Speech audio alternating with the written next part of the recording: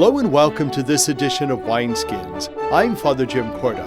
Wineskins is a program that features reflections on the lives of the saints and the sacred scriptures, along with a variety of issues and topics, all from a Catholic perspective. Wineskins is brought to you through the annual Bishop's Appeal, the Catholic Communication Campaign, and St. Paul's Catholic Books and Gifts, a division of the Society of St. Paul. On our program today, I will interview Father J. Clarke for the 75th anniversary of the Diocese of Youngstown. We will also hear more information on St. Rose of Lima, and today, as the Church celebrates the 20th Sunday in Ordinary Time, we will get a deeper insight into those particular Sunday readings. That and more on Wineskins. Catholic Charities is an important part of the life of the Church and her members. To share with us an important issue is Jill Valentic. Joining me now is Jill Valentic, who is the Executive Director of Catholic Charities for Ashtabula County. Welcome to Wineskins. Thank you for having me, Father Korda. You know, it's interesting. We spent some time talking about each other and where you came from and our families and that. And I think the folks that are with us would like to know more about you because you're new into this position. So tell us a little bit about yourself. Well, I think it's first important to say that I've been a part of the Catholic community all my life. I grew up in New Jersey, part of St. Vincent's Church in Madison, New Jersey. I grew to actually go into my Catholic education at Georgian Court University in Lakewood, New Jersey, which is also a Sister of Mercy college.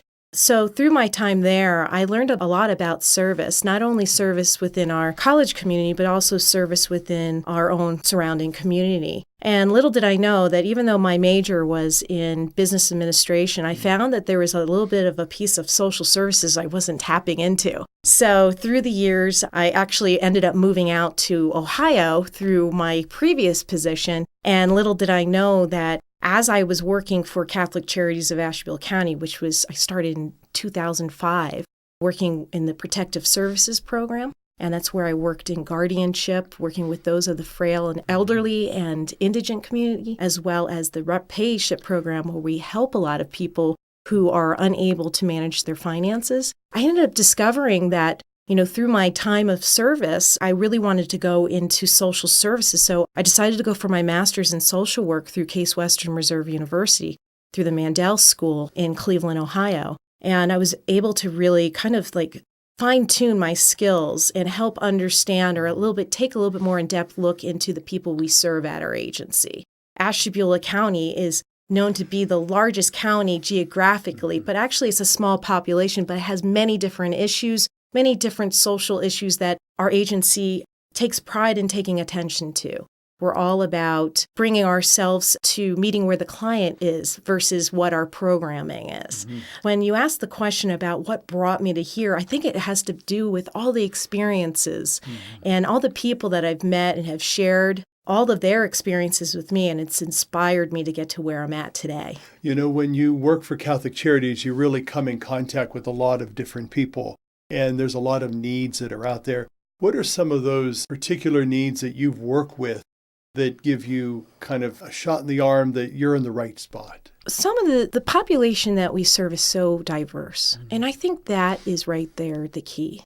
We're working with all people in need and giving a person the opportunity to be themselves. So when someone is in a crisis situation, they might not know it. They might be bringing the symptom to their challenge in life. And I think what motivates me the most about this opportunity is that we have a way of helping an individual in their own unique way, instead of fitting people in pockets in programs and saying, what does this person need versus you fit this, you fit that, you are this. So the diversity, working with those that really are trying to figure out that voice in themselves of their need is what makes it really exciting. To be able to just treat each individual with not only dignity and respect, but also say, your situation that's going on is unique to you, and we're here to help. Now, it's interesting because I think there's lots of people that work with you to actually achieve those goals. Who and what are some of the people and what are some of the skills that they bring? Are there volunteers that help you as well? Excellent question. First of all, our agency serves all of Ashtabula County, and our staff, who is amazing, first of all. We have 19 amazing people who come with many different backgrounds. Some of them have social work backgrounds, some of them have lived experiences, and they bring their experiences to the table to help those in need. And how I look at it is they have a passion. They have a passion for their ministry. That's the same with our volunteers. When they come to our agency and ask, how can I help? We ask them, tell us more about yourself. Tell us what motivated you to prompt this discussion, because we want to hear about you. We want to put you where your strengths are versus where we think you should be. So when I think about our programs and we think about the people that we serve, we do have a staff that provides the skill set to help someone who might be homeless, or to help somebody that's looking to get ahead and move out of poverty, or to seek out self-sustainability with not only their budget, but maybe socially. The other area is that we're there to also help those that are most vulnerable. I always use the expression of there's many people in our community that are invisible, and our programs, our staff, they have so much experience in working with this very special population, because a lot of times they're the ones that are not really looked at as someone that's being involved in the community when maybe they are, or maybe they need to be given the tools to do that. Sometimes it's just paying and helping someone pay their bills so they can feel like they're part of the community and not facing any risk of being homeless. Could be someone who is seeking out to volunteer because they used to work, but they don't want to go back to work, but they want to find something that's going to help empower others. So we might find that through just a client or through a volunteer that's walked into our doors. We serve over 12,000 individuals a year, and each one of those individuals have a different story. Well, Jill Valentic, we will hear more about some of those stories down the road as we welcome you back to Wineskins, but we certainly appreciate your presence on the show today, and we thank you and your staff for the wonderful work you're doing in Ashtabula County. Thank you. For Wineskins, I'm Father Jim Korda. St. Rose of Lima was a virgin. To tell us more is Alaina Chepke. She is from St. Joseph Church in Austintown. The first canonized saint of the New World died in Lima, Peru on August 24, 1617. She was canonized by Pope Clement X in 1671 and proclaimed patroness of the Americas, the Philippines, and the West Indies. Her feast is celebrated on this date because August 24th is the feast of the Apostle Bartholomew. Born of humble Spanish parents, she was baptized as Isabel Flores Yedilivia, but because of her radiant beauty, as an infant, was given the name of Rose. She received the sacrament of confirmation from Saint Turribius, Archbishop of Lima. 3 other contemporaries of Rose are also saints: the Dominicans, Saint Martin de Porres and Saint Machias, and the Franciscan, Saint Francis Solano. Rose refused to marry but became a third-order Dominican, and, as was the custom at that time, she wore the Dominican habit. In 1623, she was instrumental in making the foundation of the first monastery of cloistered nuns in Lima, dedicated to St. Catherine of Siena. With the help of her brother Ferdinand, she built a small hermitage in the family garden, and there she spent most of her life. It was a life dedicated to penances that were so severe that they are incomprehensible to us today. Her mystical experiences and charismatic gifts were similar to those of another Dominican territory, St. Catherine of Siena, but she also had to endure violent diabolical attacks and temptations. She experienced what is called the mystical espousal, at which time Jesus said to her, "Rose of my heart, be my spouse." When she died in 1671 at the age of 31, the entire city venerated her as a saint. The opening prayer of the Mass gives us in one sentence the spirituality of this patroness of the Americas. God our Father, for love of you, St. Rose gave up everything to devote herself to a life of penance. She had made a vow of virginity early in life so that she could devote herself to prayer and penance. At the same time, however, she performed works of charity for the sick and the poor. Our petition in the opening prayer is that we may imitate her selfless way of life. So selfless was her love that she desired ardently to evangelize the Indians, some of whom were very savage. If I were not a woman, she said, I would devote myself entirely to the evangelization of the Indians. She serves well as a patroness of the Americas, giving an example of love for all the races. She likewise reminds us, as we see in the office of readings, let all men know that grace comes after tribulation. Let them know that without the burden of afflictions, it is impossible to reach the height of grace. This is the only true stairway to paradise, and without the cross, they can find no road to climb to heaven. For Wineskins, I'm Alaina Chepke. Hello and welcome to Spotlight. I'm Father Jim Korda. During this series, we're celebrating the 75th anniversary of the Diocese of Youngstown. And joining me on today's show is Monsignor J. Clarke.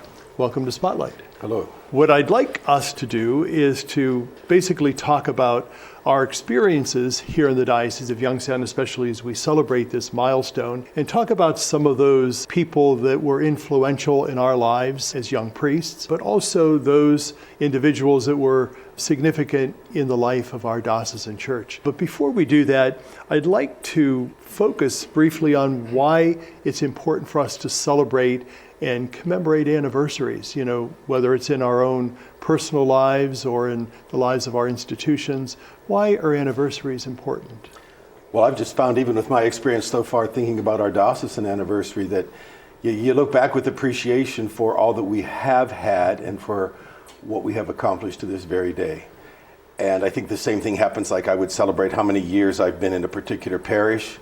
It helps me to all of a sudden, well, I remember X number of years ago when I started, and this is how far we've come, or this is where we've slipped a little bit, but it gives you perspective and it gives you hope. Let's kind of turn the clock back and try to think of those earliest recollections that you have of our diocesan church. What's your first memories of one of our bishops? What do you remember as a young child, perhaps? Well, when I was born, I lived in Youngstown, Ohio, and our parish church was St. Columba Cathedral, as well as aunts and uncles and grandparents. Everybody belonged to St. Columba. And so I remember going to church as a child, but certainly on a regular basis once I was in first grade at St. Columba School. And so the bishop at the time was Bishop McFadden, and Bishop McFadden was the bishop who confirmed me, but I hardly remember anything about that because that happened in second grade, just about 2 weeks after our first communion. And then I went to St. Columba Grade School for grades 1, 2, and 3, so it would be 1950 through 1953. And that's when Father James Malone, was one of the priests at St. Columba. And I remember in third grade that I believe that's about the time when he became like a superintendent of schools. And so the nuns at St. Columba School would say, oh, Father Malone's coming to see us today, and he's a very important person. So I had early acquaintance with him, and he was a personality in my life. We're going to talk a little bit more about Bishop Malone in a moment, but let's talk about St. Columba Cathedral and your recollections of the cathedral of its earlier days. I remember as a first grader going into this big dark church, and it was a Gothic church, never had the kind of lighting we have in churches now.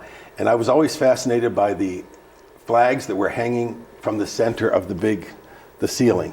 And one was the American, the other was probably a papal flag. But I wondered, how did they get up there and put that there? Because it was so high up. Sure. One of the cousins, she was the organist at St. Columba, Helen Hardy Clarke. As little kids, we'd be able to go up the back steps to the choir loft once in a while, but not often. And she was a diminutive lady, but she sat at this big organ, and I believe the organ bench kind of slid left and right. And so I remember her and her feet going like crazy, little old lady, her feet going like crazy on the organ pedals. And then I remember at Christmas time, it was Christmas, and they had the big statues of Jesus, Mary, and Joseph, and saying, well, what did they do? Where did they put them after Christmas? We took our nativity set and put it in the attic, but they said Jesus is in that tabernacle up there. And I couldn't figure how they can get those big statues into that little door. So that's the daydreams of a first and second grader. Let's talk about your recollections of when you thought about becoming a priest. For us as priests, I think there's someone that's usually significant, or a mentor, someone that influences us, encourage us about our vocation. Was there anyone in particular that did that, or how and when did you discover your vocation? I think I started thinking about being a priest in high school, not so much in grade school. I went to St. Columba School and then St. Edward's School, 4th grade through 8th, then Ursuline High School. And I had many classmates. Actually, there were 10 of my high school classmates that were going to go to the seminary. Then there were that many women who were going to go to different religious communities. I was good friends with one of them, and he said, "Have you ever thought about going to seminary?" And I said, "Well, I suppose I had, but I was not very directed by anybody at the time." And then once I was in high school, I started talking to Monsignor Breen Malone. He was vocation director, and got a lot of encouragement from him. Then by the time I was graduating, I made the decision I was going to go to sea, find out if I had a vocation or not, because the priests and nuns had always said that you're better off to know, to try it and find out if it's not for you, then it should have been for you. Sure. Breen Malone was an important figure. I did not know the parish priest well. I didn't have a lot of a connection with diocesan priests. They were my teachers, but they were just teachers. What was your first impression about Bishop Malone as a bishop? As a bishop, okay, that would have been into high school. I don't remember him being at Ursuline High School, but I guess I remember reading about him in the Catholic paper in various times in the news. He was a highly symbolic figure in the local community. I don't believe I sat down one-on-one with him until I was going to the seminary, and he called us all down one day and we all went in to see him for a few minutes before we took off for Cincinnati Seminary. It felt pretty impressive being one-on-one with him because he was a public figure at the time. So I remember him being easy to talk to. He was basically encouraging and just kind of wished us well. And then obviously through the seminary, he would come down and he would gather us all and make sure that we all had something to say to him and that he had something to say to us. And that time, he was one of the few bishops that did that. Right. And so everybody felt you guys are very lucky that your bishop is here and he cares for you. And over the years, it matured and went into a good regular relationship. For more pertinent information and to listen to Wineskins, visit www.doi.org, the website of the Catholic Diocese of Youngstown. Stay with us. We'll be back in a moment. Christopher Minutes, thoughts on making every day count. Here's Monsignor Jim Valentic. Today I'd like to share with you a Christopher prayer about the qualities of an effective leader. Blessed is the leader who knows where to go, why it matters, and how to get there. Blessed is the leader who knows no discouragement, who presents no alibi. Blessed is the leader who knows how to lead without being dictatorial. Blessed is the leader who acts out of concern for the common good and not for personal gratification. Blessed is the leader whose head is in the clouds but whose feet are on the ground. Blessed is the leader who considers the position an opportunity for service. For a free copy of this prayer, write to the Christophers, New York, 10017, or visit our website at www.christophers.org. I'm Monsignor Jim Valentic. Make it a great day. Our song today is from the CD called I Look for You. It is by Richard Guerra.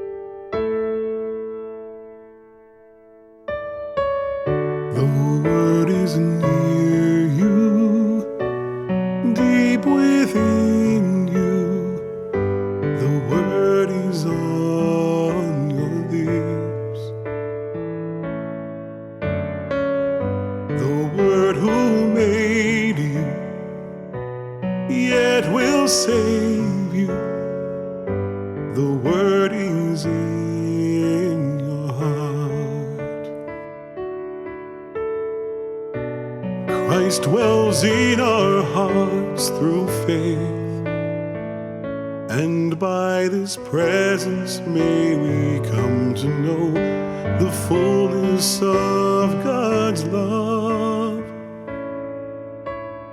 The Word is near you, deep within you. The Word is on your lips. The Word who made you, yet will save you. The Word is in your heart. God's love surpasses all we know. How rich are we whom God has chosen to become his very own. The word is near you, deep within you. The word is on your lips.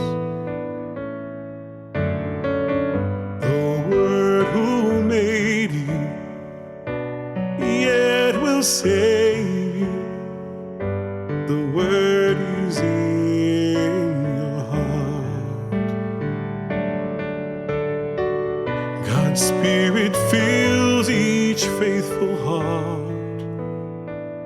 And as God's vessels, we are called to live in holiness and love.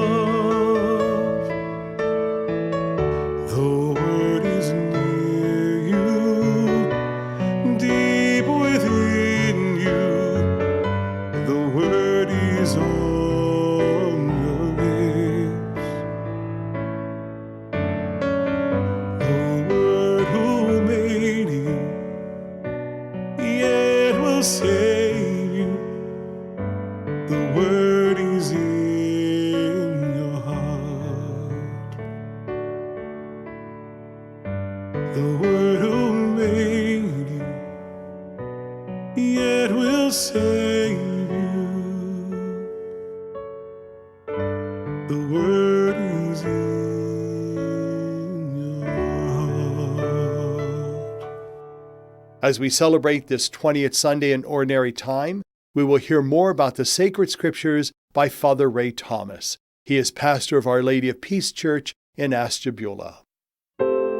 I have come to set the earth on fire. Do you think that I have come to establish peace on the earth? No, I tell you, but rather division. Luke chapter 12, verse 49. That is not the Jesus you and I are accustomed to see in the scriptures, is it? And what about the prophet Jeremiah? Princes were telling the king, Jeremiah ought to be put to death. He's demoralizing the soldiers. He is being accused of treason for having advised that Judah surrender to Babylonia and allow its citizens to be taken into exile. He was demoralizing the soldiers and the people. Jeremiah was speaking out against the powers that be for his day, as prophets are wont to do. And Jesus was teaching about the cost of being his disciple in his day, as well as in ours.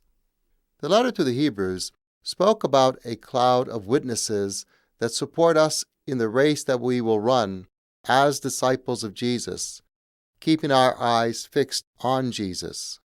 For you and me, at what cost are we willing to live out our lives as disciples of Jesus Christ? Let me tell you of one witness of some 40 years past. Well-known peace activist Father Dan Berrigan had taken many strong stands against the Vietnam War. For his stand on that issue, and for many other times that he dared to speak truth to the powers that be, Berrigan was treated first with silence, then ostracism, then scorn. Eventually, Berrigan was exiled to a Quonset hut in a remote corner of the Georgetown University campus. Later, papers arrived from his superiors, banishing him on an extended tour of South America, if you will. Berrigan was arrested numerous times and was incarcerated for his convictions. He knew firsthand the division that Jesus described in today's Gospel from Luke. For him, being a disciple set him at odds not only with his Jesuit family, but with many of his brothers and sisters in faith. Berrigan was openly critical of the Church. He accused it of being afraid to live the challenge of the Scriptures and of ignoring society's problems by disappearing into the shrine. I suspect even to the day of his death in 2016, Father Berrigan continued to experience the division between himself and others that is a result of his attempt to live as a true disciple of Jesus. This very presence of Jesus Christ in the life of a disciple precipitates a crisis, a division among people.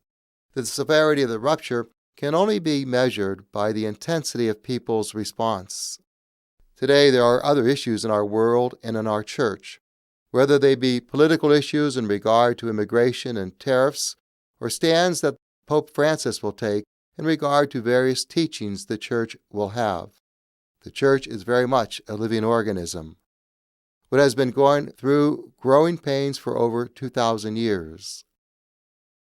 As much as church doctrine remains faithful to the teachings of Jesus Christ, understanding that teaching continues to create unsettled times for us today, as in the days of Peter and Paul.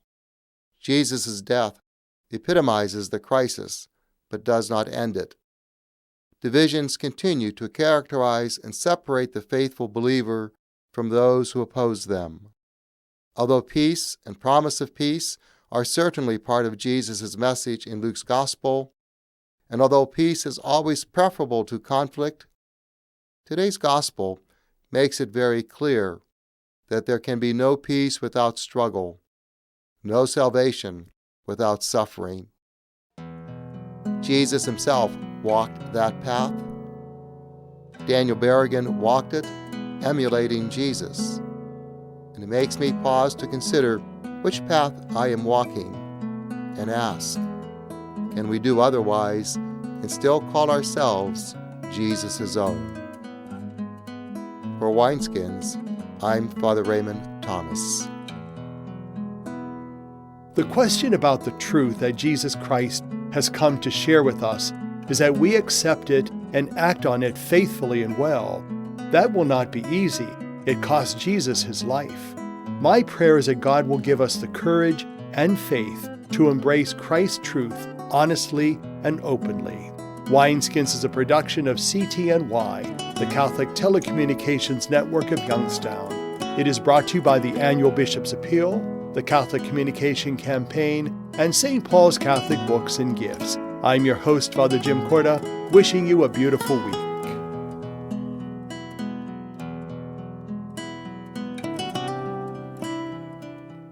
What have you done for your marriage today? I gave my wife a hug this morning. I told her I love her. I did her hair this morning. I think it looks pretty good. I cooked my husband's favorite breakfast. I bought her an orchid. What have I done for my marriage today? I sent my husband a love email. I read the newspaper to my wife, and it cracked her up. But she's still laughing. What have you done for your marriage today? Make a change for the better. Need help? Go to foryourmarriage.org, a message from the Catholic Church. They say America is the land of opportunity, but for some, life isn't so easy. Right now in America, 1 in 6 children lives below the poverty line. That's nearly 13 million children of all races, all across our country. Where do you draw the line and get involved? You can make a difference in more ways than you think. Go to povertyusa.org today, because 1 in 6 children in poverty is one too many. A message from the Catholic Campaign for Human Development.